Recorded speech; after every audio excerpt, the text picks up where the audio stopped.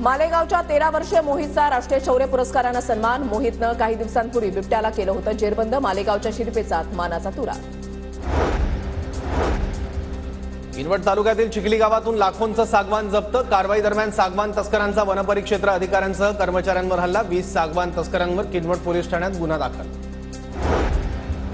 पुण्याच्या इगतपुरीमधल्या इच्छामणी गणेश मंदिराला माघी गणेश जयंतीनिमित्त आकर्षक सजावट। मंदिरामध्ये अथर्वशीर्ष पठण, महाआरती आणि महाप्रसादाचं आयोजन।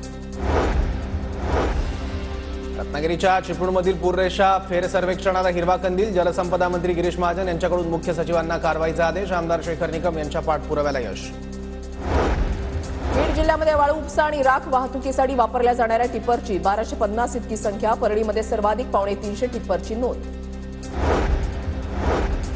अकोला रेल्वे स्टेशनवर दुरांतो एक्सप्रेसमध्ये काही काळ गोंधळ। 20 मिनिट ट्रेन स्टेशनवर थांबली। एक मनोरुग्ण महिला दुरांतो एक्सप्रेसमध्ये नग्नावस्थेत फिरत असल्यामुळे गोंधळ उडाल्याची माहिती। वाशिम जिल्ह्यामध्ये स्वामित्व योजनेअंतर्गत 334 गावांमध्ये सनद वाटप। 365 गावांमध्ये मालमत्ता पत्रकं तयार झाल्याची भूमी अभिलेख विभागाची माहिती। योजनेमुळे जमिनीशी संबंधित व्यवहार अधिक पारदर्शक होण्यासाठी मदत होणार।